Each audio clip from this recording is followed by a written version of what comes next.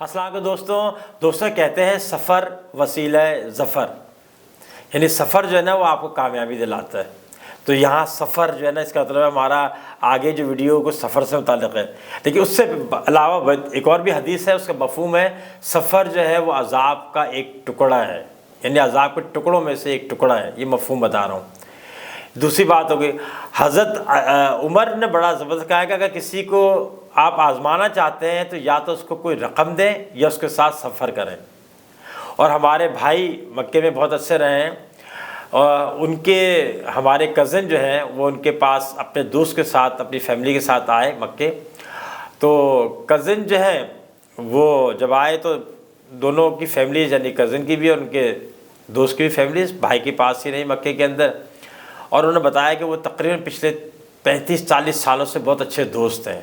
हज पे आने से पहले की बात बता रहा हूँ। कुछ गपशप होती रही, कुछ सारी चीज़ें होती रही। हज वगैरह किया, यूएई से आए थे, मुत्तहिदा अरब इमारात से। उसके बाद वापस गए। जब वापस गए तो भी पहले घूमते भी आए थे, फिर घूमते फिरते वापस भी गए।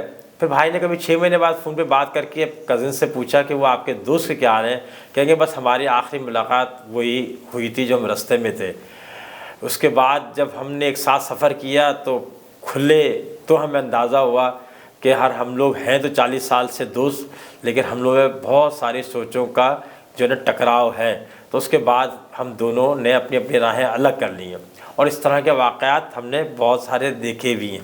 हमारा आज का मौजू है अपने सफ़र को कैसे खुशगवार बनाएं। अच्छा, ये सफ़र वो नहीं है जो एमरजेंसी में होता है। ये सफ़र वो है जो प्लान करते हैं, घूमना फिरना, जाना, इंजॉय करना। तो हमारा है अपने सफ़र को कैसे खुशगवार बनाएं, कैसे अच्छा बनाएं। क्योंकि मैं अल्हम्दुलिल्लाह दुनिया में बहुत सारे मुल्कों में भी गया हूँ और 100 लोग के साथ गया हूँ और हमने एक्सप्लोर की है दुनिया। और पाकिस्तान में भी आप देखते हैं कि मैं मुख्तलिफ़ जगहों पे जाता हूँ, हमने बहुत लोगों को ख्वार होते देखा है। तो लोगों ने अक्सर कहा कि सर आपने सफ़र को जो है किस तरह आसान बनाए और किस तरह खुशगवार बनाए। तो हमने कुछ 8 पॉइंट्स इसके निकाले हैं। पहले जो पॉइंट्स हैं वो है सफ़र करने से पहले या आपने अपने घर पे करना है। पहला तो ये कि सफ़र को प्लान करें, अलटप ना जाए।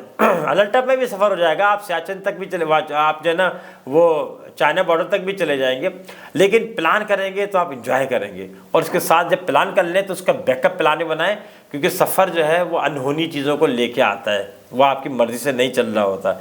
दूसरा है कि ज़ाती अशिया व मामलात पे फोकस रखें। जब भी सफ़र पे जाएं आप देखें कि आपके पास मुताल्लिक़ा रकम मौजूद है। आप अगर चश्मा लगाते हैं मेरी तरह तो आपके पास इजाफ़ी चश्मा मौजूद है। मौसम के हिसाब से, इलाक़ों के हिसाब से आपके पास जूते चप्पलें और जनाब कपड़े मौजूद हैं। और वहाँ अगर आपके कोई दोस्त अहबाब उन इलाक़ों में रहते हैं तो वहाँ के मुकामी नंबर भी हों या मिल सकते हो तो वो मौजूद हों। तो आपने ज़ाती चीज़ों पे फोकस करें। पॉइंट नंबर 2 हो गया, अभी आप अपने घर में ही हैं, अभी आप अपने घर में हैं, अभी आप घूमने फिरने नहीं गए। तीसरा है कि ज़हनी और जिस्मानी स्टेमिना के साथ जाएँ और सब्र का बैग सूर भर के लेके जाएँ। सब्र का बैग, इसका मतलब है कि अगर आप सफ़र में जा रहे हैं तो देखिए सफ़र जो है आपका कंफर्ट जोन नहीं है। चाहे आप जहाँ के वहाँ कितनी अच्छे होटल में ठहरते हो, कितनी अच्छी गाड़ी में सफ़र करते हो, आपको वो मुशक्क़त तो देता ही देता है। तो आप क्या करें, अपने स्टेमिना बना के जाएँ। मैं जब नीलो वैली हम अभी गए, जब 2 साल पहले की बात है, तो हमारे साथ एक फैमिली और भी थी। उन फैमिली के साथ जो उनके वालिद साहब भी ने कहा मैं भी चल रहा हूँ। उन्होंने कहा जी बहुत अच्छी बात है। उनकी उम्र 85 प्लस डेफिनेटली थी। मैंने उससे कहा देखो नीलम वैली जा रहे हैं, हमें केल से हमें जो है ना अड़ंगकेल जाना होगा, तो कम से कम 2-3 किलोमीटर हमने हाइट पे चढ़ना है कच्चे के अंदर। तो आप 5 किलोमीटर का स्टेमिना खुद भी बनाएं और वालिद साहब को भी बनवाएं। आप यकीन करें उन्होंने 5 किलोमीटर का बनाया, हमने ही बनाया। और उनके वालिद साहब 85 प्लस एज के ऊपर जो है वो अड़ंगकेल पे बिल्कुल आखिर तक गए हैं। उन्होंने इसलिए कि उन्होंने स्टेमिना ऐसा खुद भी बनाया, अपने वालिद साहब को भी बनवाया, और सब्र तो आपने साथ रखा होता है। घर पे ही अभी आप काम कर रहे हैं। चौथा पॉइंट है कि आप उन इलाक़ों से मुताल्लिक़ कुछ जानकारी, कुछ मालूमात ज़रूर हासिल करें कि वो इलाक़ा कैसा है। मैं तकरीबन 100 लोगों के साथ मिस्र गया, वहाँ पे हम सिटी टूर होता है, वो सिटी टूर के हवाले होगा, टूरिस्ट कंपनी ने हमें जो है ना वो हायर किया था। मेरी आदत पे क्योंकि शामिल था तो हमने पढ़ लिया कि मिस्र के अंदर और मज़ीद क्या क्या। उन्होंने हमें प्लान भेज दिया सिटी टूर जो हमें करा रही थी कंपनी गाइड।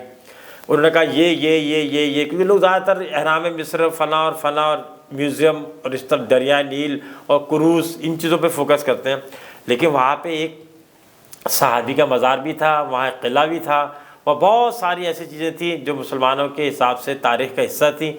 हमने उसको ही पढ़ा। सिटी टूर जब ख़त्म हो गया, यानी ख़त्म से रात 5 बजे ख़त्म हो जाता था, तो हम टैक्सी हायर करते थे और उन जगहों पे जाते थे जहाँ पे किसी और को नहीं पता था, 4-5 लोग। सही है, क्योंकि वो लोग समझते थे कि ये बेले डांस और ये क्रूज़ में जाके मछली खाना और घूमना फिरना यही खाली मिस्र है, जबकि हमारे पास हमें पता था कि ये भी मिस्र है, इसके अलावा भी मिस्र है। इस तरह की चीज़ें बहुत होती हैं। तो ये वो 4 चीज़ें हैं जो आपने सफ़र से पहले जिस पे कमांड हासिल करना है। सफ़र के दौरान क्या करना है वो आप देखिएगा। अच्छी बात यह है कि पहला पॉइंट इसका ये है कि सुबह अपने सफ़र का आगाज़ जल्दी करें। जल्दी करने में, अब जल्दी आपके अपने अपने हिसाब से है, ठीक है ना। जल्दी करने में फ़ायदा ये है कि एक तो देखें जहाँ भी आप जा रहे हैं ना, चाहे घूमने फिरने जा रहे हैं आप, चाहे जो है वो गलियास की तरफ जा रहे हैं, चाहे आप नारायण का आगाज़ जा रहे हैं, हर जगह पे, चाहे वैसे ही घूमने बलूचिस्तान की तरफ जा रहे हैं, चाहे डेरा गाजी खान जा रहे हैं, सुबह के अपने मनाजिर होते हैं जो फिर सारा दिन आपको नहीं मिलेंगे। उस वक्त जो परिंदे आते हैं, उस वक्त फूल खिले होते हैं, उस वक्त ओस पड़ी हुई होती है, उसकी अपनी खूबसूरती होती है। दूसरी बात है कि ट्रैफिक भी नहीं होता, आपकी गाड़ी सन्नाटे में चल रही है और अपनी मर्ज़ी की स्पीड से चल रही होती है। तीसरी बात यह कि आपका दिन भी बड़ा हो जाता है। अगर मैं 11 बजे अपना सफ़र शुरू करूँगा और ऐसा होता है, यानी हम जब एक दफ़ा हुंजा में स्टे किया था हमने और हमें जाना था चाइना बॉर्डर तक, तो चाइना बॉर्डर पे हमें जाना था पहले, फिर वापसी के ऊपर हमने और मज़ीद जगहों पे हमने सोस भी देखना था, तो अताबाद झील भी देखना था और 1-2 जगह रास्ते में और भी देखनी थी। जब हम ये करके आए तो पता चला कि वो थोड़ी देर बाद जो हमारे साथ एक और जज साहब थे, वो भी उस गेस्ट हाउस में थे, वो जो है ना वो परेशान थे। वो कह रहे थे कि यार कैसे करें। पता चला उनका दिन ही 11 बजे शुरू होता था। जब आप 11 बजे दिन अपना शुरू कर रहे हैं तो आप एक गो में इतनी सारी चीज़ें नहीं जा सकते, ठीक है। जबकि हम हमेशा इसी तरह करते हैं, सुबह जल्दी शुरू करते हैं तो हमारा दिन बड़ा हो जाता है। दूसरा है कि जहाँ जा रहे हैं ना, वहाँ की मस्बत चीज़ों को देखें। हम एक फैमिली के साथ गए घूमने फिरने के लिए, वो वहाँ बजाय इसके कि वो इंजॉय करते उस जगह को, करेंगे यार देखो यार ये 2 स्टोर है ना, इसकी तो रोडें टूटी हुई हैं। मैंने कहा तुम टूटी हुई रोडें देखने के लिए कराची से स्टोर क्यों आए हो? सही है, आप उस ज़माने में कुछ रोडें थी टूट रही थी, तो मैंने कहा तो कराची मत, मैंने कहा स्टोर की जो आप रोडें मत देखें, यहाँ जो झीलें हैं, यहाँ जो पहाड़ हैं, यहाँ के जो लोग हैं, यहाँ जो फूल हैं, परिंदे हैं, सही है, दूर चोटियाँ नज़र आ रही हैं, वो देखें ना आप। तो ये मत देखेंगे कोई पुलिस वाला आपको रोक के जो ना वो कुछ पैसे ले रहा है, या रोडें टूटी हुई हैं, या लोग जो है वो महंगा बेच रहे हैं। ये सारी चीज़ें ज़िंदगी का हिस्सा हैं। इसमें देखें मजमूई तौर पे वो चीज़ क्या हो रही है। फिर अपना अगला इसका पॉइंट है, तीसरा पॉइंट, कि अपनी मंजिल करीब के रखें। यानी अगर आप नीलम वैली जा रहे हैं और आपने नाइट स्टे मुजफ्फराबाद में किया है, तो अच्छा है कि आप थोड़ी सी दूर बाद आप 8 मकाम पे, बल्कि तो वहाँ पे एक डैम बन रहा है उसे, ठीक है ना, उस डैम पे रुकें, फिर आप 8 मकाम जाएँ, फिर किरण पे स्टॉप करें, फिर शारदा पे करें, दवारियाँ पे करें, फिर शारदा पे करें, फिर केल पे करें। इस तरह करते करते आहिस्ता आहिस्ता अपना मकाम बनाएं।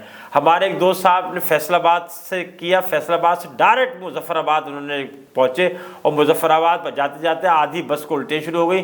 दूसरे दिन मुजफ्फराबाद से उठे और थका करके वो जनाब वो केल चले गए। इतना लंबा सफ़र तो इंजॉय नहीं कर सकते, फिर आप उल्टियाँ करते हैं उसकी जगह। तो हमेशा दौड़े ना लगाएं, भरपूर लुत्फ़ उठाएं। और आहिस्ता अगला पॉइंट है कि बी फ्लेक्सिबल, आप फ्लेक्सिबल रहें। सफ़र है, वहाँ पे रोड भी बंद हो सकती है, कोई जो है ना लैंड स्लाइडिंग भी आ सकती है, बारिशें भी हो सकती हैं, कहीं आपको कुछ और भी प्रॉब्लम हो सकता है। लिहाजा एक आध दिन स्पेयर में रखें और उसको आराम से सफ़र को एंजॉय करने के हिसाब से ना करें, भागम दौड़ी ना करें। ये मेरे पॉइंट्स से। लेकिन रास की बात बताऊँ, जो मेरे अपने तजर्बे की बात है, उसमें कम से कम जब भी आप घूमने फिरने जाएँ कम से कम सामान रखें। दूसरी बात, एक एमरजेंसी पैक बना के रखें जिसमें पानी, कुछ खाने पीने की चीज़ें, बिस्किट वगैरह हो, कि खुदा न खास्ता कहीं प्रॉब्लम हो जाए और वहाँ करीब में कोई आबादी ना हो तो आप सर्वाइवल के लिए सारे काम कर लें अपना। और इस चैनल का बहुत सारा ख्याल रखें। अस्सलाम वालेकुम।